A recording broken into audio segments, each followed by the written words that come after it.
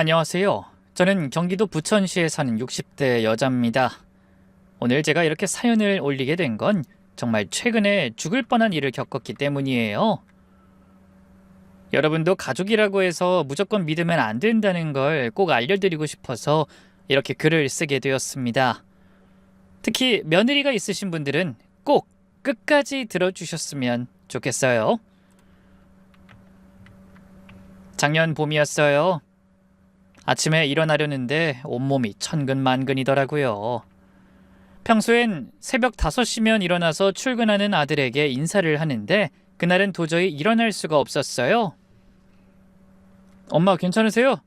벌써 7시인데 안 일어나시네? 아들이 제 방문을 두드리며 물었어요. 제 아들은 부천에 있는 중소기업에서 과장으로 일하고 있어요.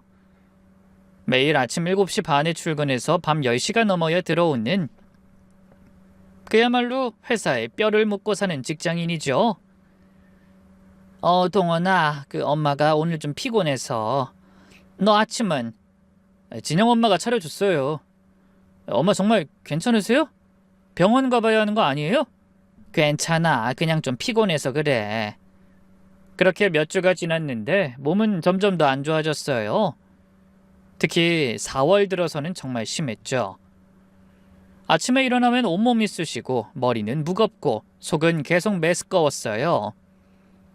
밥을 먹어도 소화가 안 되고 조금만 움직여도 숨이 찼죠. 어머님, 이것 좀 드셔보세요. 그때쯤 며느리가 갈색 약병 하나를 들고 왔어요. 영어로 뭐라고 길게 써있는 약병이었는데 안에는 하얀색 알약이 30개쯤 들어있었죠. 이게 뭐니? 친정엄마가 미국에서 직구해서 드시는 비타민인데요. 피로회복에 특효약이래요. 어머님도 요즘 너무 피곤해 보이셔서 하나 구해왔어요. 비싼 거예요. 한 병에 15만 원이나 해요. 어머, 뭐 그렇게 비싼 걸 나한테 줘도 되니? 어머님 건강이 최고죠. 하루에 하나씩 꼭 아침 식사 후에 드세요.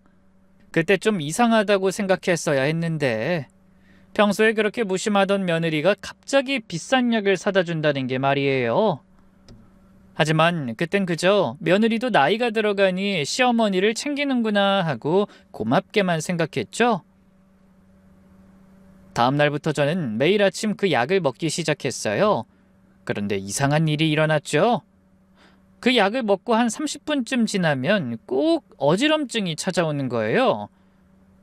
처음엔 약 때문이 아니라 그냥 제 몸이 안 좋아서 그런가 했죠. 그렇게 일주일쯤 약을 먹었을 때였어요. 제 상태는 점점 더 나빠졌어요. 특히 오후가 되면 너무 졸려서 도저히 눈을 뜨고 있을 수가 없었고 저녁에는 밥상 차릴 기운조차 없었죠. 온몸에 힘이 하나도 없고 조금만 움직여도 현기증이 났어요. 그러다 주일날이 되었고 예배를 보러 갔는데 갑자기 속이 뒤집어지는 것 같았어요. 아휴. 제가 신음을 내자 옆에 앉은 권사님이 저를 걱정스럽게 쳐다봤어요. 김 집사님, 괜찮으세요? 얼굴이 새파래요. 좀 속이 안 좋아서요. 화장실 가실래요? 제가 부축해드릴게요. 아니에요. 예배 중인데 좀 참아볼게요. 저는 끙끙거리며 목사님의 축도가 끝나기만을 기다렸다가 바로 화장실로 뛰어갔죠. 그리고 화장실에서 나와 복도 의자에 앉아있는데 다리가 후들후들 떨렸어요. 일어설 기운도 없었죠. 가방에서 물병을 꺼내려다가 그 약병이 손에 잡혔어요. 비타민이니까 지금 먹어도 되겠지. 좀 기운이 날지도. 약병 뚜껑을 열고 알약 하나를 손바닥에 올려놓는 순간이었어요. 잠깐만요, 어머님. 그 약 절대 드시면 안 돼요. 깜짝 놀라서 돌아보니 동네에서 약국을 하는 서집사님이 제 손목을 잡고 있었어요. 네? 왜 그러세요? 그 약 지금 보니까 굉장히 위험한 약이에요. 집사님 혈압약 드시고 계시지 않아요? 네, 저 혈압약하고 당뇨약 먹고 있는데요. 순간 서집사님의 얼굴이 사색이 되었어요. 서집사님은 제 손에서 약병을 가져가서 라벨을 자세히 읽으시더니 고개를 절레절레 흔들었죠.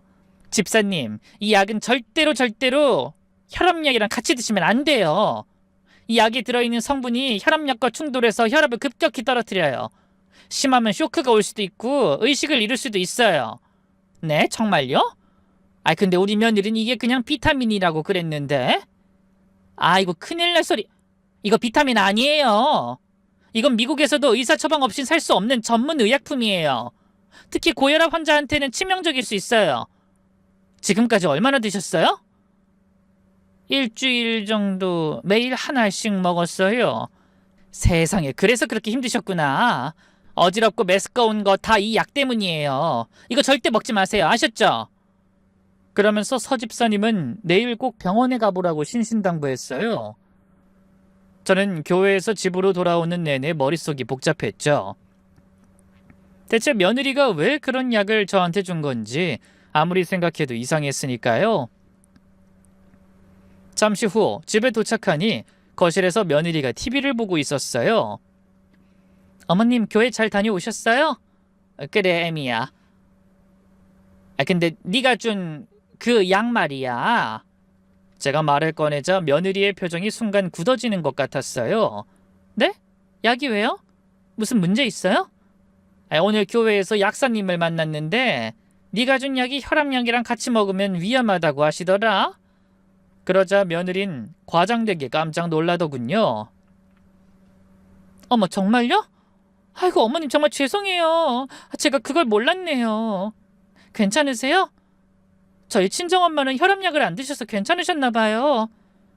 제가 꼼꼼하게 확인했어야 했는데 정말 죄송해요. 며느린 눈물까지 글썽이며 제게 사과를 했어요. 그 모습을 보니 그냥 실수였구나 싶었죠. 괜찮다. 이제라도 알았으니 됐어. 어머님, 내일 당장 병원 가보세요. 제가 모시고 갈게요. 큰 병원으로 가서 정밀검사 받아보시는 게 좋을 것 같아요. 다음 날 며느린 아침 대바람부터 절 깨웠어요. 어머님, 병원 가셔야죠. 부천 성모병원에 예약 다 해놨어요. 아유, 이렇게 일찍? 네, 검사 받으시려면 공복이어야 해서요. 그리고 일찍 가야지 그나마 사람이 적어요. 병원에 도착하니 정말로 며느리가 모든 걸 준비해놨더라고요. 종합검진 예약도 되어 있었고 검사 비용도 며느리가 다 냈어요. 어머님, 제 실수 때문에 고생하셨는데 이 정도는 당연한 거예요. 그리고 검사 받는 동안 며느린 한시도 제 곁을 떠나지 않았어요. 평소와는 완전히 다른 모습이었죠. 물도 가져다 주고 휠체어도 밀어주고 지나치다 싶을 정도로 친절했어요. 오후 2시쯤이 되어서야 모든 검사가 끝났어요.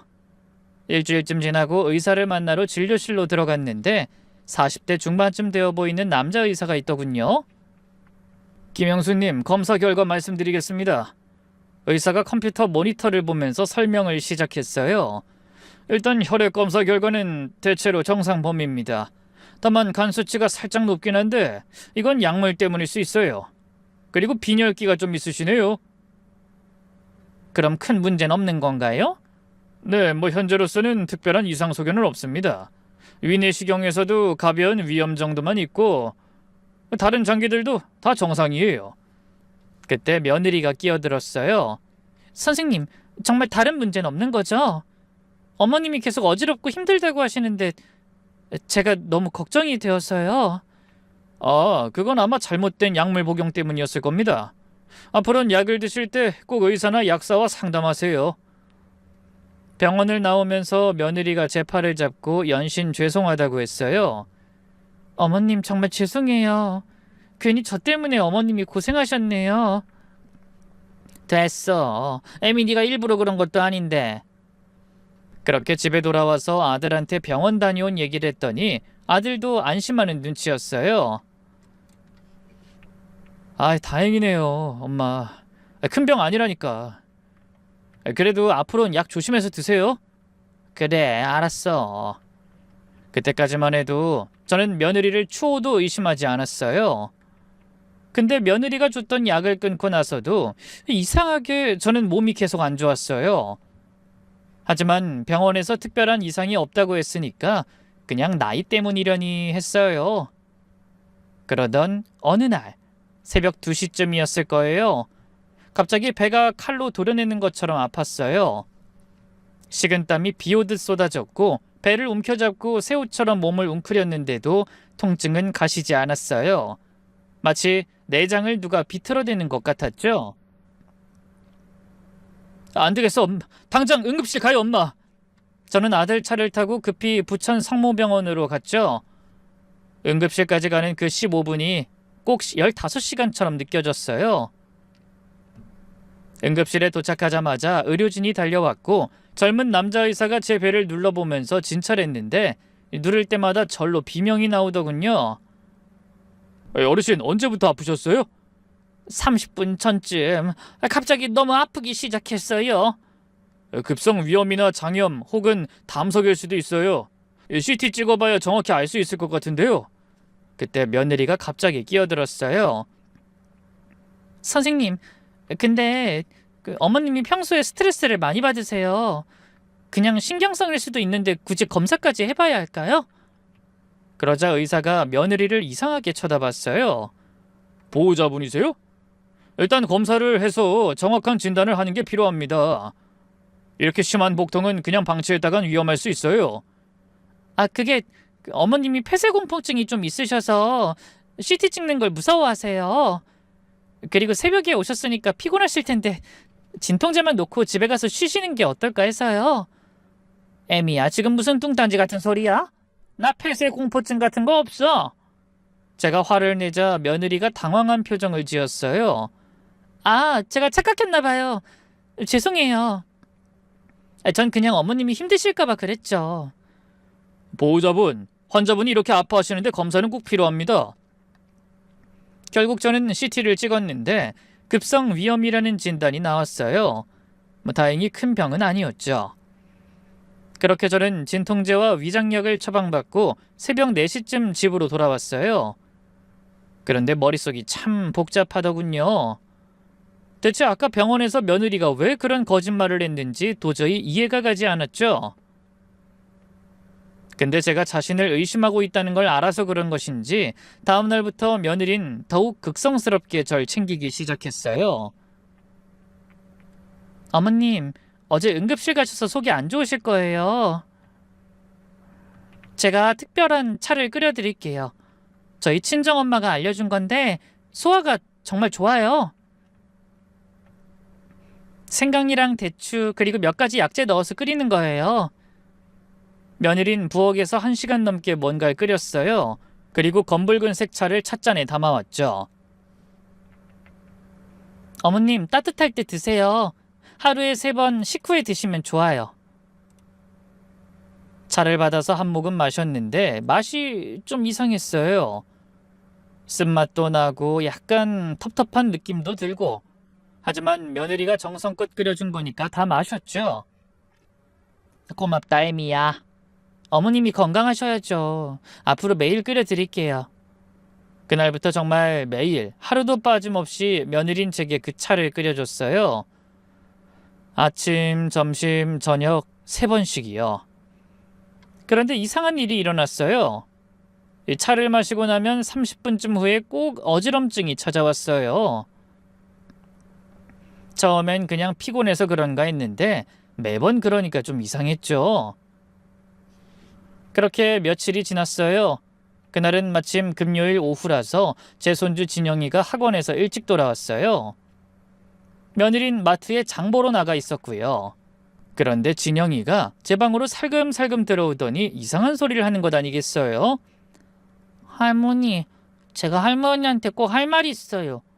무슨 말? 진영이는 주위를 한번 둘러보더니 아주 작은 목소리로 말했어요. 있잖아요. 엄마가 할머니 차에 이상한 거 넣는 거 봤어요. 순간 전 온몸에 소름이 돋았어요. 정말이야? 언제? 어제요. 할머니가 화장실 가셨을 때 엄마가 찬장에서 작은 약병 꺼내서 할머니 찻잔에 뭘 넣었어요. 하얀 가루였어요. 진영아, 네가 정확히 본 거 맞니? 네, 제가 똑똑히 봤어요. 엄마가 그 가루 덮고 손가락으로 막 저었어요. 그리고 찬장에 약병 다시 숨겼어요. 저는 분노인지 공포인지 뭔지 모를 감정으로 손이 부들부들 떨렸어요. 진영아, 그 약병 어디 있는지 알아? 천장 제일 위쪽이에요. 밀가루통 뒤에 숨겨놨어요. 그때였어요. 갑자기 방문이 벌컥 열리더니 며느리가 나타났습니다. 정진영, 너 지금 뭐 하는 거야? 할머니한테 거짓말하면 어떡해? 엄마, 나 거짓말 안 했어. 진짜 다 봤다고. 며느린 다짜고짜 진영이의 뺨을 올려붙였고 진영이는 울음을 터뜨렸죠. 애미야, 너 지금 애한테 뭐 하는 거니? 제가 소리쳤지만 며느린 아랑곳하지 않았어요. 어머님, 애가 요즘 버릇이 나빠져서 자꾸 거짓말을 해요. 말도 잘 안 듣고 게임만 하고 제가 혼 좀 내야겠어요. 그렇게 며느린 진영이를 끌고 나가면서 소리쳤어요. 너 오늘부터 일주일 동안 게임 금지야. 핸드폰도 앞쓰고 용돈도 없을 줄 알아? 엄마, 나 거짓말 안 했어. 할머니, 나 거짓말 안 했어요. 진영이는 울면서 소리쳤지만 며느린 아이를 방으로 끌고 가서 문을 쾅 닫아버렸어요. 그날 저녁 아들이 퇴근해서 왔을 때 전 아까 오후에 있었던 일을 조심스럽게 꺼냈죠. 그런데 아들은 제 이야기를 대수롭지 않게 넘겨버리더군요. 아이, 엄마, 안 그래도 진영 엄마한테 이야기 다 들었는데 진영이가 요즘 문제가 많아요. 나이도 어린 게 벌써 사춘기가 온 건지. 아무튼 신경 쓰지 마세요. 저희가 잘 가르칠게요. 며느리가 벌써 아들한테 뭐라고 다 얘기를 해놓은 모양이었죠. 설상가상으로 아들은 피곤한지 더 이상 이 문제에 관심을 보이지 않았어요. 하지만 그날 밤 저는 잠을 이룰 수가 없었어요. 진영이 말이 계속 머릿속에 맴돌았거든요. 그래서 새벽 3시쯤 모두가 잠든 틈을 타서 저는 부엌으로 갔어요. 그리고 찬장 위를 뒤졌죠. 근데 며느리가 그 사이에 약병을 치운 것인지 찬장엔 아무것도 없더군요. 하지만 찝찝함은 여전히 남아있었고 다음날부터 저는 며느리가 차를 주면 마시는 척만 하면서 몰래 버리기 시작했어요. 그러던 어느 날 오후였죠. 며느리가 친정엄마를 모시고 병원에 좀 다녀온다면서 급하게 집을 나서더군요. 그런데 나가기 전에 이것저것 가방을 바꿔 들어보더니 거실 소파에 핸드백 하나를 놓고 나갔더라고요. 며느리가 나간 지 30분쯤 지났을까요? 제가 소파에 앉다가 핸드백이 기울어지면서 안에 있던 서류들이 와르르 쏟아졌어요. 아이고, 이걸 어쩌나. 서둘러 서류들을 줍는데 글쎄 그 서류들 중에 제 이름이 적힌 게 보였어요. 자세히 보니 보험 계약서였어요. 그것도 하나가 아니라 여러 장이었죠. 사망보험금 3억, 암보험 2억, 상해보험 1억. 제 이름으로 가입된 보험이 총 6개. 보험금 합계가 무려 10억이 넘었어요. 가입 일자를 보니 모두 최근 2달 사이에 가입된 것들이었어요. 제가 몸이 안 좋아지기 시작한 시기와 정확히 일치했죠. 저는 너무 깜짝 놀라서 그 자리에 망부석이 된 듯 굳어 있었는데 그때 현관문 열리는 소리가 났어요. 며느리가 벌써 돌아온 거예요. 저는 급하게 서류들을 다시 핸드백에 넣고 아무것도 모르는 척 TV를 켰어요. 어머님, 저 왔어요. 어머, 제 가방이 여기 있었네? 깜빡했네요. 며느리가 핸드백을 집어들면서 제 눈치를 살폈어요. 어머님, 혹시 제 가방 보셨어요? 아니, 안 봤어. 거기 놓여있길래 그냥 뒀지. 아, 네, 다행이네요.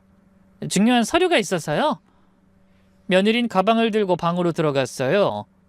제 심장은 미친 듯이 뛰고 있었죠. 그날 밤 저는 잠을 한숨도 못 잤어요. 머릿속이 복잡했죠. 며느리가 대체 무슨 생각을 하고 있는 건지, 설마 나를 죽이려고 하는 건지 저는 확실히 알 필요가 있었어요. 그래서 다음날 아침 며느리가 손주를 학교에 데려다 주러 나간 사이 저는 서둘러 집을 나왔어요. 그리고 택시를 타고 서울 강남에 있는 대학병원으로 갔죠.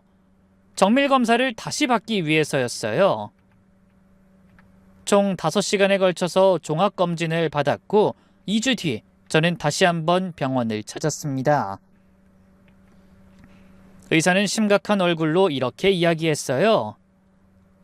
김영수님, 간에서 2cm 크기의 종양이 발견됐습니다. 이 조직 검사를 해봐야 확실하지만 영상으로 봐선 악성 가능성이 높습니다. 간암 초기로 보입니다. 근데 이상한 게 이 초기암인데도 이 환자분 상태가 너무 안 좋으세요. 그게 무슨 말씀인가요? 혹시 최근에 특별한 약이나 음식을 드신 게 있으신가요? 꼭 약한 독성 물질에 노출되신 것 같은데. 저는 그동안 제게 있었던 일을 간략하게 설명했어요. 며느리가 준 약과 하루도 거르지 않고 매일 마신 차 이야기를요. 그러자 의사는 충격받은 표정을 지었어요. 그분이 의도적으로 환자분을 해치려 한 것 같은데요. 당장 경찰에 신고하셔야 합니다. 그리고 즉시 입원해서 치료받으셔야 해요. 초기암은 치료하면 완치 가능한데 지금 상태로는 위험할 수 있어요. 근데 저희 며느리가 한 달 전에 저를 병원에 데려갔을 땐 암이 발견 안 됐었거든요. 왜 지금에서야 암이 발견된 걸까요? 의사는 컴퓨터를 확인하더니 말했어요. 그래요? 이상한 일이네요. 이 정도 크기의 종양이면 이미 한 달 전에 발견이 됐을 텐데요. 그때 무서운 생각이 들었어요. 혹시 며느리가 의사랑 짜고 나를 속인 건 아닐까? 아니면 검사 결과를 조작한 건 아닐까 하는 생각 말이죠. 선생님, 제가 지금 당장 입원할 순 없어요. 우선 제가 집에 가서 정리할 게 있어서요. 위험하실 수도 있어요. 최대한 빨리 오셔야 합니다. 네, 최대한 빨리 꼭 올게요. 그렇게 병원을 나오며 전 결심했어요. 며느리의 정체를 완전히 밝혀내기로, 그리고 제 목숨을 지키기로 말이죠. 그런데 며느리가 단순한 살인 미수범이 아니라 더 큰 조직과 연결돼 있는 난년 중의 난년이었죠. 며칠 뒤 아침 7시, 며느리가 평소보다 일찍 일어나서 부산하게 움직였어요. 어머님, 저 오늘도 친정엄마 병원 모시고 가야 해서 일찍 나가요. 오후 3시쯤 돌아올게요. 그래, 다녀와. 며느리가 현관문을 닫고 나가는 소리를 확인한 후 저는 재빨리 옷을 갈아입었어요. 오늘은 며느리를 미행하기로 결심했거든요. 매주 수요일마다 친정엄마 병원 간다고 하는데 아무래도 뭔가 있는 것 같았거든요. 아파트 정문에서 보니 며느리가 버스 정류장에서 버스를 기다리고 있었죠. 저는 멀찍이 떨어져서 택시를 잡았어요. 기사님, 저 앞에 지금 오는 버스 좀 따라가 주세요. 택시기사님은 의아해하면서도 버스를 따라갔어요. 그렇게 30분쯤 갔을까요? 며느린 병원이 아니라 부평역 근처의 6층짜리 상가 건물 앞에서 내리더군요. 저는 택시에서 내려서 조심스럽게 며느리를 따라갔죠. 건물 입구에 작은 간판이 보였는데 세빛교 부평지부라고 써 있었어요. 문이 살짝 열려 있어서 안을 들여다볼 수 있었는데 넓은 홀에 50명쯤 되는 사람들이 모여 있더군요. 대부분 40, 50대 여자들이었어요. 그리고 단상에는 40대 중반쯤 되어 보이는 남자가 서 있었어요. 키가 크고 마른 체형의 안경을 쓴 남자였죠. 우리 자매님들, 오늘도 이렇게 모여주셔서 감사합니다. 오늘은 특별히 실천 방법에 대해 구체적으로 말씀드리겠습니다. 저는 복도에서 핸드폰을 꺼내 녹음을 시작했어요. 여러분들 중에 시댁 식구, 특히 나이든 시부모님 때문에 고통받는 분들 많으시죠? 매일 병수발에 치매간병에 정작 자신의 삶은 없어지고 있습니다. 하지만 우린 그들을 미워하지 않습니다. 우린 그들이 고통 없이 편안하게 하늘나라로 갈 수 있도록 돕는 거예요. 이것이 진정한 효도입니다. 그때 한 여자가 손을 들었어요. 교주님, 근데 혹시 들키면 어떡하죠? 걱정 마세요. 우린 완벽한 시스템을 갖추고 있습니다. 병원, 경찰, 심지어 보험회사에도 우리 사람들이 있어요. 부천성모병원의 김성진 과장도 우리 신도입니다. 그 얘기를 듣는데 이제야 퍼즐이 맞춰지는 기분이었어요. 그때 저를 진찰했던 그 의사도 사실 이 정신 나간 교회의 신도였던 거예요. 다 한패였던 거죠. 분노로 손이 부들부들 떨리더군요. 그 와중에도 저 교주라는 인간은 쉴 새 없이 떠들어대고 있었어요. 우리 자매님들, 성공하시면 30%는 우리 교회 발전 기금으로 헌금하시는 거 잊지 마세요. 저는 차마 더는 들을 수가 없어서 조용히 계단으로 내려갔어요. 집으로 가는 내내 머릿속이 복잡했죠. 녹음한 내용을 다시 들어보니 더욱 끔찍했어요. 내 며느리가 날 죽이려고 계획하고 있었다니 정말 믿어지지가 않았죠.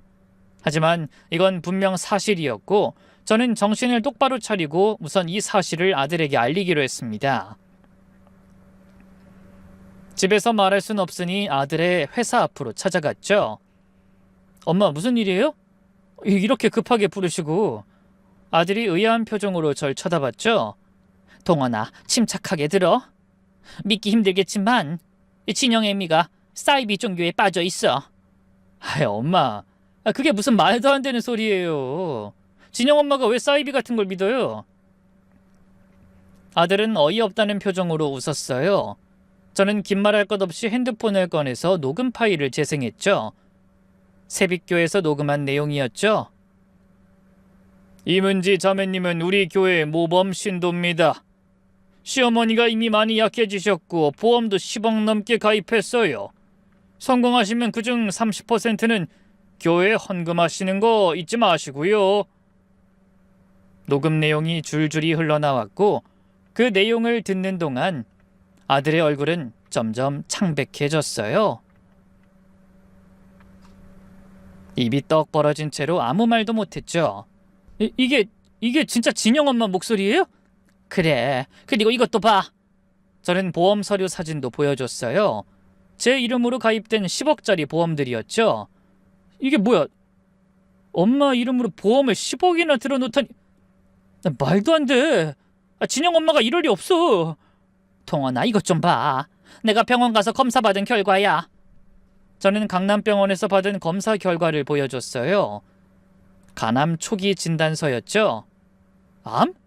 엄마가 암이라고요? 근데 지난달에 병원에서는 아무 이상 없다고 했잖아요. 그것도 다 조작된 거야.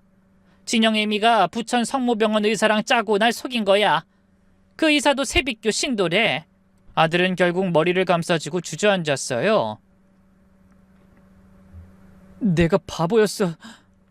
엄마는 계속 힘들어했는데 난 바쁘다는 핑계로 그냥 모른 척하고 진영 엄마 말만 믿고. 엄마, 어떡해요? 내가 엄마를 지켜드렸어야 했는데. 이럴 게 아니라 지금 당장 그 여자한테 가서 따질게요. 아들은 당장이라도 며느리의 머리채를 잡아뜯을 기세였어요. 전 그런 아들을 일단 말려봤지만 아들이 워낙 머리끝까지 화가 난 탓에 소용이 없었죠.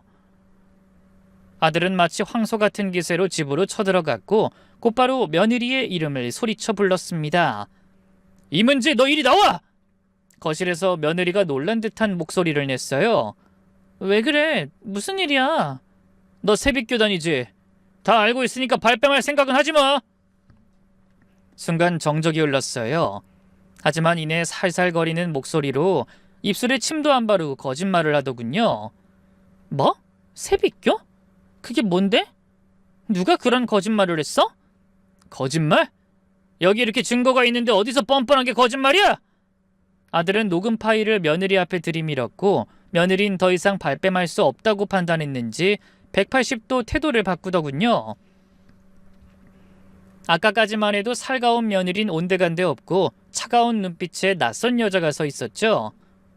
맞아, 난 세빛교 다녀. 정명훈 교주님이 내 생명이고 내 우주야.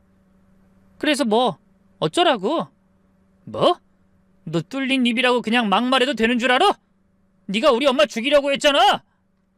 여보, 말은 바로 해야지. 난 어머님을 죽이려고 한 게 아니라 편하게 해드리려고 한 거야. 어차피 늙고 병든 노인네가 뭐하러 더 살아. 고통스럽기만 하지. 이 미친년이. 아들이 며느리를 때리기 위해 손을 들려고 하자 제가 막았어요. 동원아, 하지 마. 그러자 며느리가 저희 모자를 비웃으며 이렇게 말했죠. 때려봐. 그럼 나도 가만 안 있을 테니까. 가정폭력으로 신고할 거야.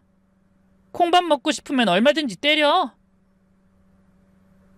너 도대체 왜 이러는 거야? 우리가 대체 너한테 뭘 잘못했길래? 그러자 며느리가 저희 모자를 죽일 듯이 노려보며 말했어요. 3년 전이에요. 둘째 유산했을 때 당신은 회사 출장 가고 없었지. 어머님은 그러게 애 하나 있으면 되지 뭘 또 낳으려고 하다가 이사다를 내냐 라고 하셨고요. 그 말에 저는 너무 억울해서 이렇게 항변을 했습니다. 아니 너 이제 보니 말을 꼬아서 듣는 재주가 있구나? 내가 언제 그렇게 말했니? 난 아이 잃었다고 너무 상심하지 말라고 진영이만 건강하게 잘 키우자고 그랬지. 얘가 아주 생사람을 잡는구나? 하지만 며느린 제 얘기가 안 들리는지 계속해서 자기 얘기만 해댔어요.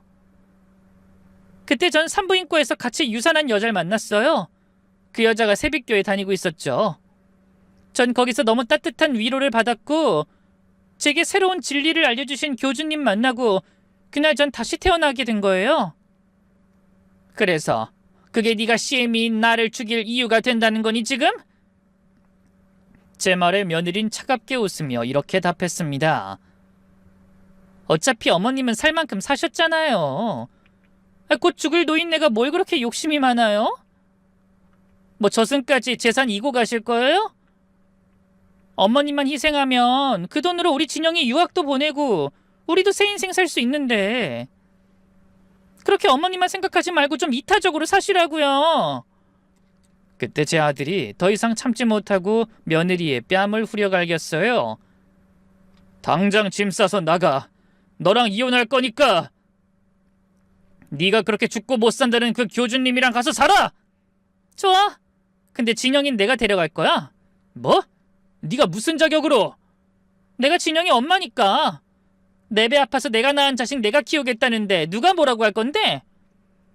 그리고 당신이 지금 나 때린 거? 나 이거 가정폭력으로 고소할 거야. 마음대로 해. 나도 너 살인미수로 고소할 거니까 깜빵 갈 준비나 해. 그래. 어디 한번 해봐. 누가 이길지. 내 뒤에는 세빛교 변호사들이 있어. 당신한테 뭐가 있는데? 며느린 그렇게 말하며 끝까지 저희 모자를 비웃으면서 떠나갔어요. 그 모습을 보는데 여태껏 저희가 알던 며느리가 맞나 싶고 정말 사람이 무서워지더군요. 하지만 이럴수록 더욱더 철저히 대비를 해야 했고 다음날 아침 9시 저는 아들과 함께 서울 서초동에 있는 대형 로펌을 찾아갔어요. 제 친구 아들이 마침 검사 출신 변호사로 일하고 있어서 소개를 받았죠. 어머님, 정동원 씨 어서 오세요. 저는 김민준 변호사입니다. 40대 초반의 단정한 인상의 변호사가 우릴 맞았어요. 회의실로 안내받아 앉자마자 저는 그동안 모아둔 증거들을 테이블 위에 펼쳤어요. 변호사님, 이 녹음 파일부터 들어보세요. 세빛교에서 녹음한 파일을 재생했어요. 변호사의 표정이 점점 심각해졌죠. 그리고 이건 보험 서류들이고 이건 병원 검사 결과예요. 실제로는 간암 초기인데 부천 성모병원에선 정상이라고 했어요. 김 변호사가 서류를 하나하나 검토하더니 안경을 벗고 말했어요. 어머님, 이건 단순한 사기가 아닙니다. 살인미수까지 갈 수 있는 사건이에요. 독극물을 지속적으로 투여했고 의료진과 공모해서 치료를 방해했으며 보험금을 노리고 계획적으로 범행을 저질렀습니다. 이건 명백한 살인미수예요. 게다가 사이비 종교가 조직적으로 개입했다면 더 큰 사건이 될 수 있습니다. 그럼 어떻게 해야 하나요?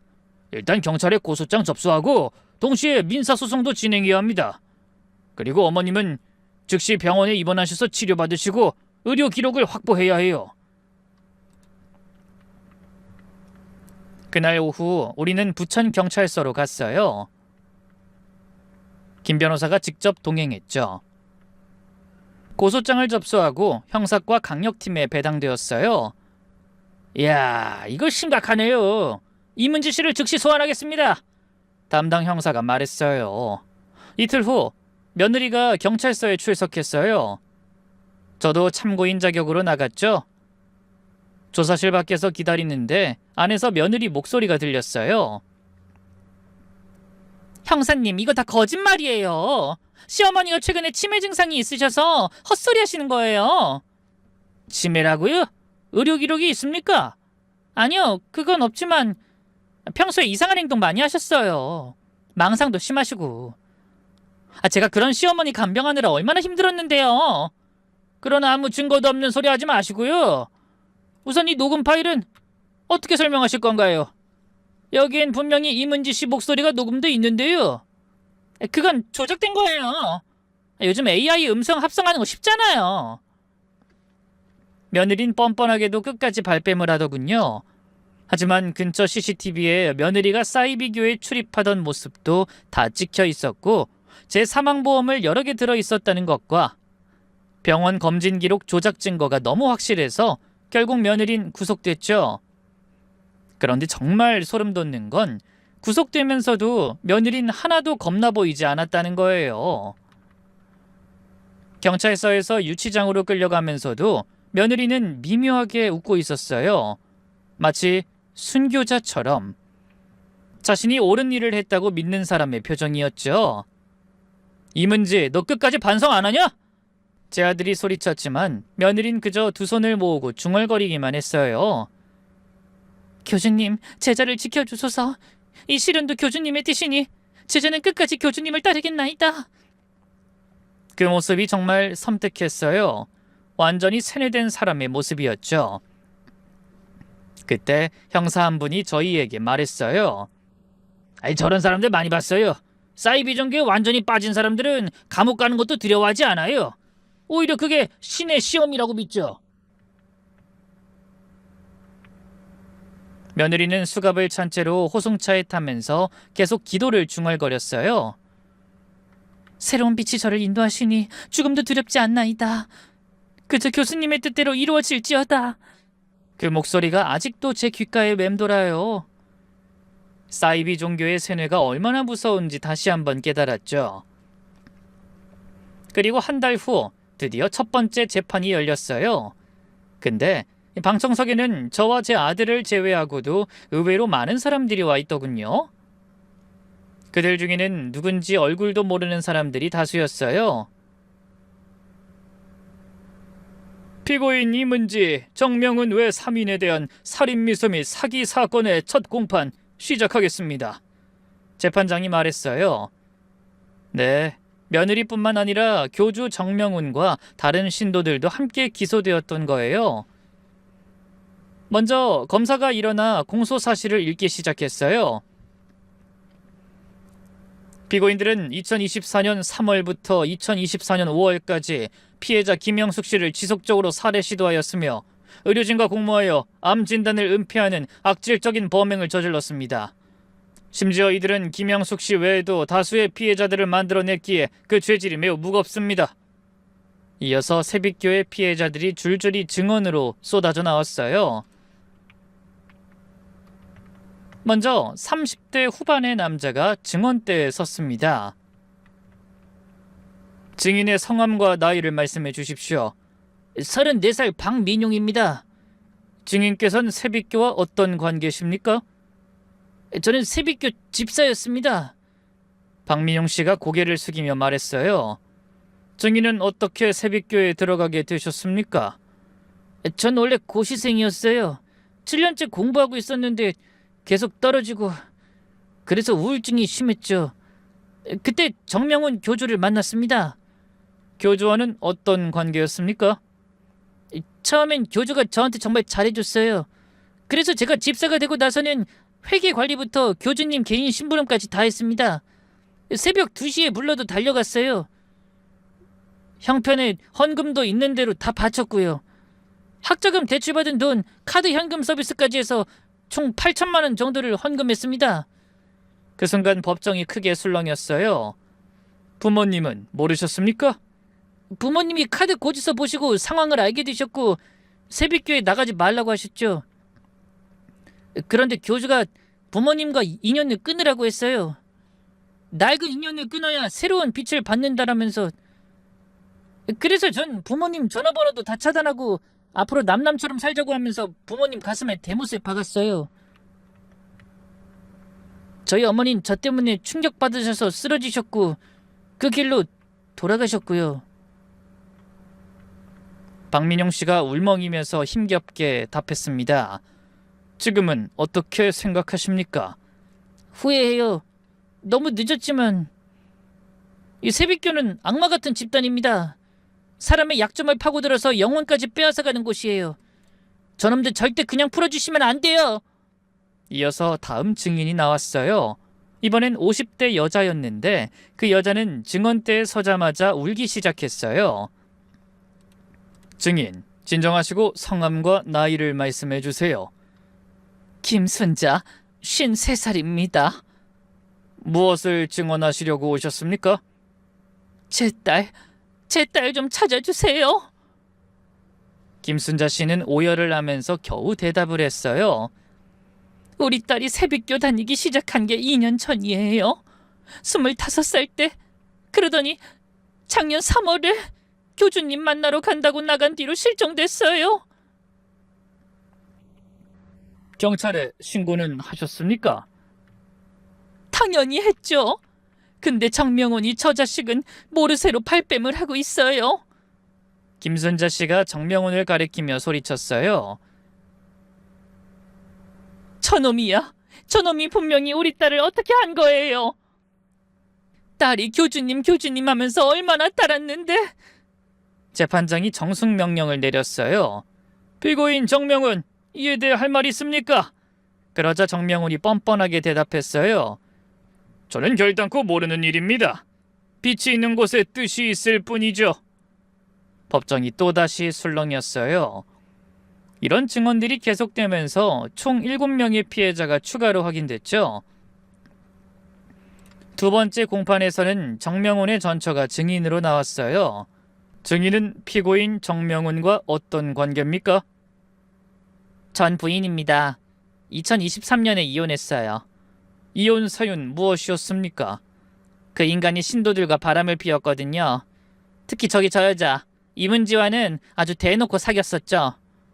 그리고 신도들이 사기쳐서 타낸 보험금이랑 현금으로 둘이 호화롭게 호텔 드나들었고요.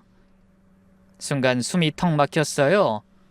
며느리가 사이비교에 푹 빠진 건 알았지만 교주와 불륜까지 저지르고 있었다니. 이건 상상도 못한 일이었으니까요. 옆에 앉아있던 아들 얼굴은 새빨갛게 달아올랐죠. 아들은 당장이라도 자리에서 벌떡 일어나 며느리의 멱살을 잡으려 하는 걸 제가 간신히 붙잡았어요. 동원아, 진정해. 여기 법정이야. 그 사이 교주의 전 부인이 계속해서 증언을 이어갔어요. 정명훈은 이문지가 세빛교에 들어온 지 얼마 안 됐을 때부터 특별히 아꼈죠. 매주 수요일마다 상담이라는 명목으로 둘이 호텔에서 만났으니까요. 구체적인 증거가 있습니까? 네, 있습니다. 여기에 사진을 증거로 제출하겠습니다. 그러면서 교주의 전 부인은 사진 몇 장을 꺼냈어요. 정명훈과 제 며느리가 호텔 로비에서 팔짱을 끼고 있는 모습이 선명하게 찍혀있는 사진들이었죠. 그때였어요. 며느리가 피고인석에서 벌떡 일어났어요. 그건 불륜이 아니에요. 성스러운 교감이었어요. 교주님과 전 영적으로 결합된 사이예요. 세속적인 결혼 따위와는 차원이 달라요. 피고인은 자리에 앉으십시오. 재판장이 경고했지만 며느린 계속 난리법석을 떨었고 그러자 정명훈도 일어나서 외쳤어요. 은지 자매님, 침묵하세요. 지금은 진실을 말할 때가 아닙니다. 어리석은 자들은 아직 숭고한 뜻을 알지 못해요. 아니에요, 교주님. 이들이 우리의 성스러운 사랑을 모독하고 있어요. 그러자 이번엔 교주의 전부인이 비웃으며 말했어요. 신성한 의식? 매주 수요일마다 호텔에서 하는 게 의식이니? 그리고 이문지도 말고도 최소 5명의 여신도들과 더 신성한 의식을 한 건 알고 있어? 거짓말. 교주님은 저만 사랑하셨어요.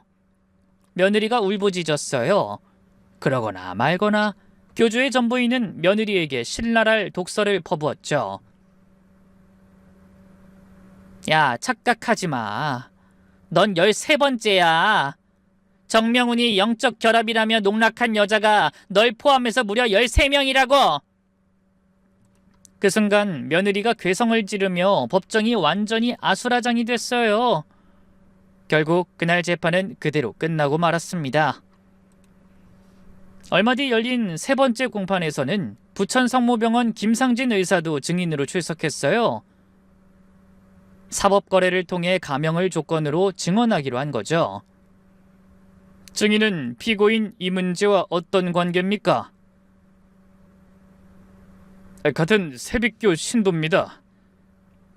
2024년 4월 김영숙 씨의 검사 결과를 조작한 사실 인정하십니까?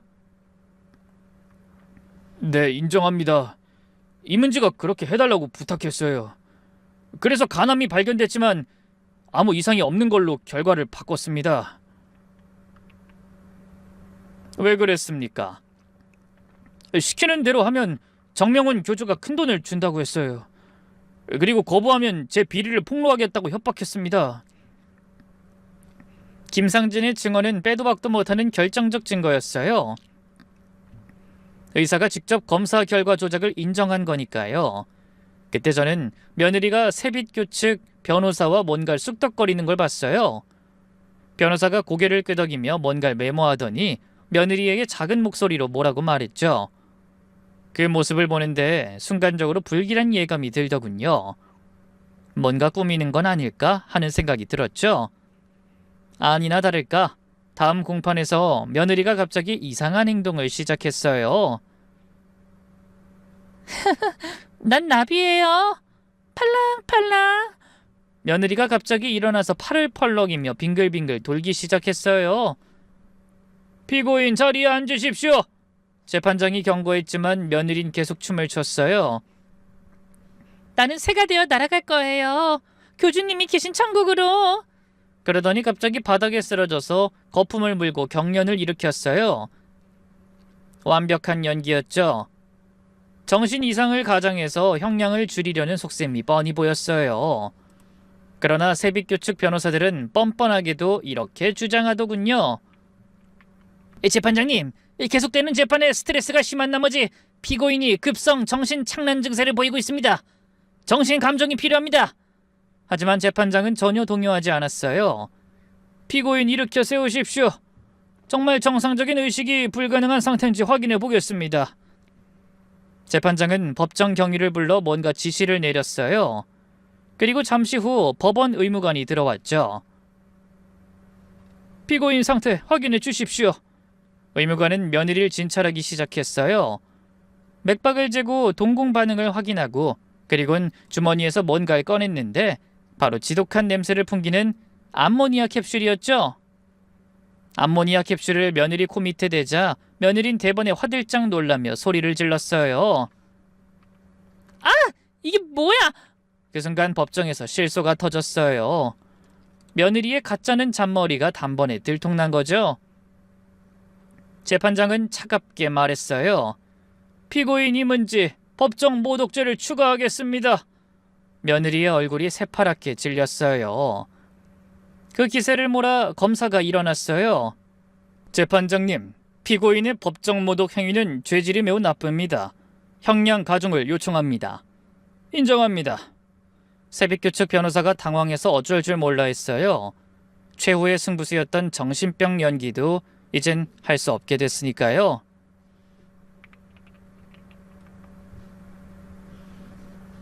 그리고 드디어 마지막 재판일, 재판장은 이렇게 판결을 내렸습니다. 피고인 이문지에게 살인미수 및 사기죄로 징역 15년을 선고합니다. 피고인 정명훈에게는 징역 20년을 선고합니다. 재판장님 억울해요. 전 그저 시어머니를 편하게 해드리려고 그랬을 뿐이에요. 저는 선한 영향력을 행사했을 뿐이라고요. 며느리가 짐승처럼 울부짖었지만 아무 소용없었죠.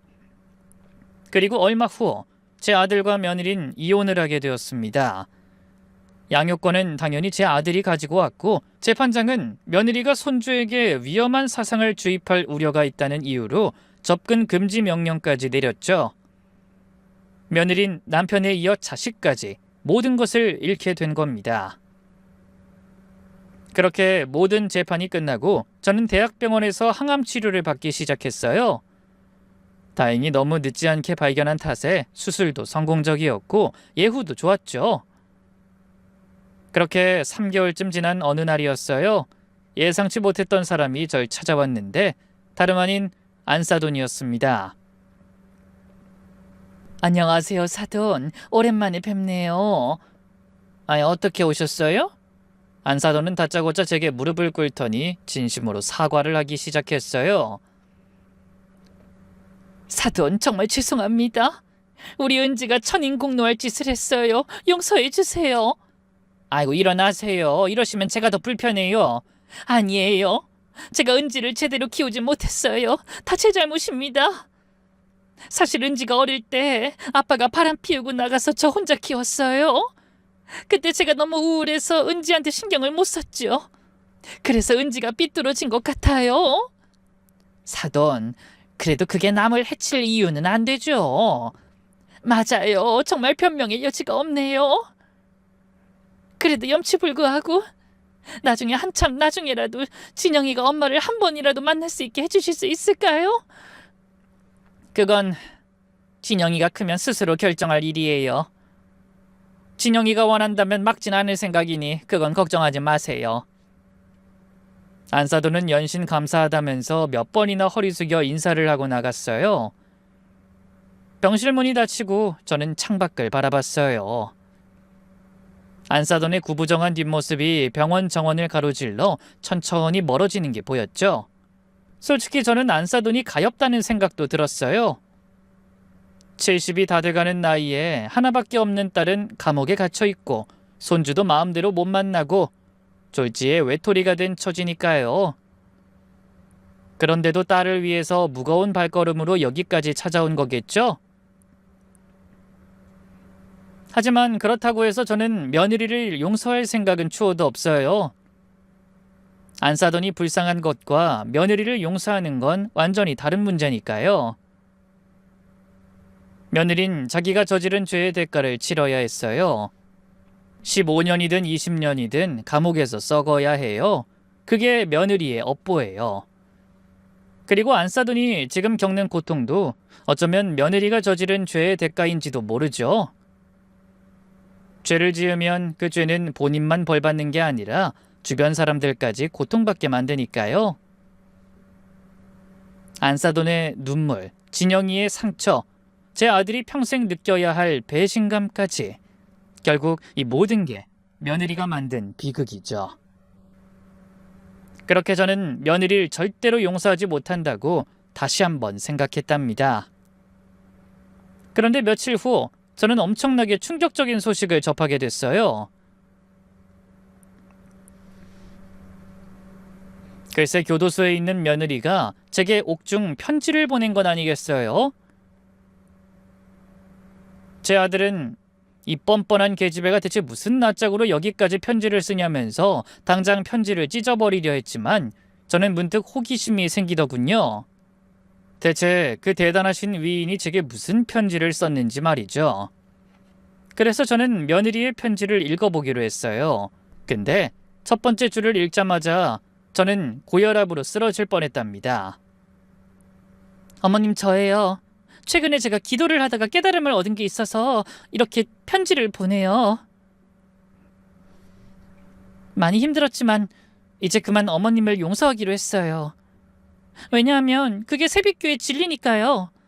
그리고 지금 제가 겪는 이 고난도 더 환한 빛으로 저를 인도해 주시기 위함을 저는 믿고 있어요. 어머님은 아직 깨우치지 못한 어리석은 저라서 지금은 절 미워하시겠지만 사실 전 어머님께 큰 선물을 드리려고 했던 거예요. 고통 없는 영원한 안식 말이에요. 교주님이 말씀하셨어요. 노화는 저주고 죽음은 축복이라고. 어머님도 조금만 더 기다리셨으면 그 축복을 받으셨을 텐데 정말 아쉬워요. 아, 그리고 시간이 얼마나 걸리든 제 아들 진영이는 꼭 데려올 거예요. 그 아이도 세빛교의 빛을 받아야 하니까요. 어머님도 언젠간 알게 될 거예요. 제가 옳았다는 걸 말이죠. 15년 후에 다시 만나요? 영원한 빛 속에서 은지 올림. 편지를 읽고 나서 저는 손이 부들부들 떨렸어요. 아직도 정신을 못 차렸구나 싶었죠. 그때 아들이 그 악귀 들린 편지를 빼앗아 찢어버렸어요. 이런 건 읽지 마세요. 정신건강에 안 좋아요. 그래, 네 말이 맞다. 그 뒤로도 며느린 종종 제게 편지를 보내왔지만 저는 읽지도 않고 바로 쓰레기통에 버리고 있답니다. 읽어봤자 어차피 스트레스만 받을 뿐이니까요. 그리고 저는 이제 건강을 많이 회복했어요. 제가 아픈 걸 옆에서 지켜봐온 손주 녀석은 내심 속이 상했는지 나중에 커서 의사가 되고 싶다고 하네요. 자기가 할머니 아프지 않게 지켜줄 거라면서 말이죠. 그 말을 듣는데 어찌나 행복하던지요. 더도 말고 덜도 말고 딱 요즘만 같았으면 좋겠는 시간들을 보내고 있답니다. 불과 얼마 전까지만 해도 지옥을 헤매고 있었는데 정말 신기한 일이죠.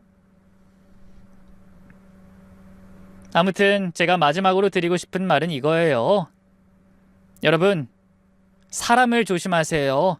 특히 갑자기 잘해주는 사람, 돈과 관련된 제안을 하는 사람, 이상한 모임에 가자고 하는 사람을 조심하세요. 그리고 작은 이상 신호라도 무시하지 마세요. 제가 처음에 며느리가 준 약을 의심 없이 먹었던 것처럼 작은 방심이 큰 화를 부를 수 있어요. 가족이라도 100% 믿지 마세요. 슬픈 이야기지만 그래야 다치지 않아요. 마지막으로 만약 지금 이상한 일을 겪고 계신다면 주저하지 말고 도움을 요청하세요.